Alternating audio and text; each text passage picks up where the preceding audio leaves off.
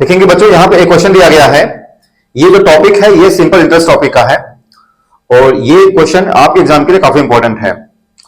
Question ये है, the SI on 7300 from 11 मई 1987 टू 10 सितंबर 1987 ब्रैकेट में both day included at 5% per annum. मतलब इसकी हिंदी क्या होगी? हिंदी ये है कि 7300 रुपए का 11 मई 1987 से 10 सितंबर 1987, 11 मई 1987 1987 से 10 सितंबर 1987 बोथ डे इंक्लूडेड, यानी अगर हम दोनों दिनों को अगर हम मिला दें तो एट 5% पर एनम, तो 5% रेट के हिसाब से। कहने का मतलब क्या है कि आपको एसआई निकालना है और पी की वैल्यू कितनी है? 7300 है। यहां पर पी की वैल्यू कितनी है? 7300 है। आर कितना है? यहां पे 5% है।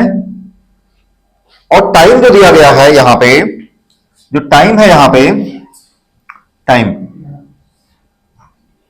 यहां पे दिया गया है 11 में 1987 से लेकर के 10 सितंबर 1987 कहा गया है। ठीक है, ये कहा गया है टाइमिंग का। ये टाइमिंग है, ये आपके लिए इंपॉर्टेंट है, बाकी सब कुछ सेम है। बैंक का एक रूल होता है, बैंक का रूल ये है कि जिस दिन आप बैंक में धन जमा करेंगे उस दिन का इंटरेस्ट आपको नहीं मिलता है। जिस दिन आप बैंक में धन जमा करते हैं, चाहे मान लीजिए कि बैंक खुला, आप 10 बजे ही लाइन में लग करके आपने बैंक में पैसे जमा किया, लेकिन फिर भी आपको उस दिन का इंटरेस्ट नहीं मिलता है। लेकिन जब आप जिस दिन आप बैंक से धन निकालते हैं तो भी उस दिन का, तो आपको उस दिन का इंटरेस्ट आपको मिलता है। यानी जिस दिन आप जमा करेंगे तो इंटरेस्ट नहीं मिलेगा, लेकिन जिस दिन आप निकालेंगे उस दिन का इंटरेस्ट आपको मिलेगा। क्लियर है? ध्यान रखिएगा इस बात का। यहां पे एक अपवाद है, एक्सेप्शन यहां पे है, बोथ डे इंक्लूडेड कहा गया है। यानी यहां पे जिस दिन जमा हो रहा है और जिस दिन निकाला जा रहा है, दोनों सिचुएशन में यहां पे दोनों दिनों को यहां पे शामिल किया जा रहा है। लेकिन ऐसा होता नहीं है एक्चुअल में। लेकिन यहां पे दूसरा केस है, तो यहां पे हम दोनों दिनों को हम काउंट करेंगे। कहने का मतलब क्या है, जो 11 मई है उसका भी इंटरेस्ट आपको मिल रहा है और जो 10 सितंबर दिया गया है इस दिन का भी इंटरेस्ट आपको मिल रहा है। तो हम देखेंगे यहां पे कि कितने दिन यहां पे बच रहे हैं, कितने दिन यहां पे हो रहे हैं टोटल। तो 11 मई 1987 से 10 सितंबर 1987, तो यहां पे दिन कितने बचे? 21 दिन बचे ये, क्योंकि 11 में 31 दिन होते हैं। लेकिन यहां पे 11 हो गए तो 20 बचा। अब 20 वाले हम यहां पे एक और हम लेंगे क्योंकि उस दिन का इंटरेस्ट हमें मिल रहा है, इसलिए 21 बचे यहां पे। मई हो गया, जून 30, जुलाई 31, अगस्त 31 और सितंबर 10। बात है समझ में? यहां पे 21 क्यों है, 21 क्यों है? क्योंकि यहां पे बोथ डे इंक्लूडेड कहा गया है। अगर बोथ डे अगर इंक्लूडेड नहीं होता तो यहां पे हम 20 लिखते, 20 लिखते। ठीक है, और फिर यहां पे मई, जून, जुलाई, अगस्त और सितंबर, इतने दिन होते हैं ये। अगर आप इसको जोड़ेंगे यहां पे तो ये होता है 123 दिन हो जाएगा। 123 दिन हो जाएगा टोटल अगर आप इसको जोड़ेंगे। ठीक, अब हम इसको ईयर में चेंज करेंगे क्योंकि जो भी हिसाब किताब होता है जो है इंटरेस्ट का, वो क्या होता है? ईयरली होता है।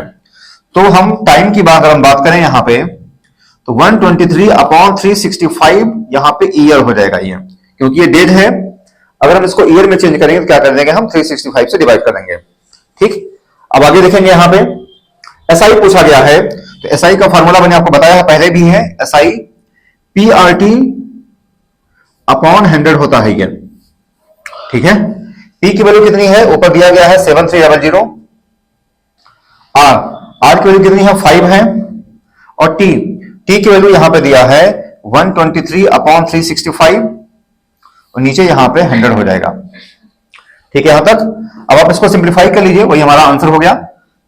यहां पे देखेंगे 2 0 कैंसिल हो जाएगा ये। फिर 365 और 5 है, आप अगर इसको मल्टीप्लाई करेंगे तो 365 हो रहा है ये, और 365 और ये 365 क्या हो जाएगा? कैंसिल हो जाएगा। तो आंसर क्या बचा? 123 रुपी इज योर आंसर। ये हमारा आंसर हो गया। ठीक है। तो एक बार फिर से आप देख लीजिए यहां पे क्या कहा गया है, एक बार फिर से मैं फ्रेमिंग कर दूं आपके लिए। ऐसा ही पूछा गया है, पी की वैल्यू 7300 दिया है, टाइमिंग इतना दिया है, रेट 5 दिया है, तो ऐसा ही पूछा गया है। इसमें जो मेन चीज आपको जो समझना है ये टाइमिंग का। 11 में 1987 से 10 सितंबर 1987, जिस दिन बैंक में आप धन जमा करेंगे उस दिन का इंटरेस्ट नहीं मिलेगा, लेकिन जिस दिन आप बैंक से धन निकालते हैं उस दिन का इंटरेस्ट आपको मिलता है। तो यहां पे बोथ डे इंक्लूडेड कह दिया गया है, इसलिए हमने यहां पे 21 लिखा है। अगर इंक्लूडेड नहीं की बात हो करता तो यहां पे हम 20 लिखते, बाकी सब कुछ सेम रहता। ठीक है, तो यहां पे हमने 123 डेज हो गया, हमने ईयर में चेंज किया, एसआई का फॉर्मूला हमने यहां पे लगाया है और फिर यहां पे हमने कैलकुलेट किया है, तो इस तरीके से हमारा आंसर हो जा रहा है। तो मेरे ख्याल से आप समझ गए होंगे, ये काफी इंपॉर्टेंट है, इस तरीके के सवाल हमारे एग्जाम में पूछे जाते हैं। तो आप इसको यहां से नोट कर लीजिए। बाकी चैनल में बहुत सारे वीडियो पड़े हुए हैं।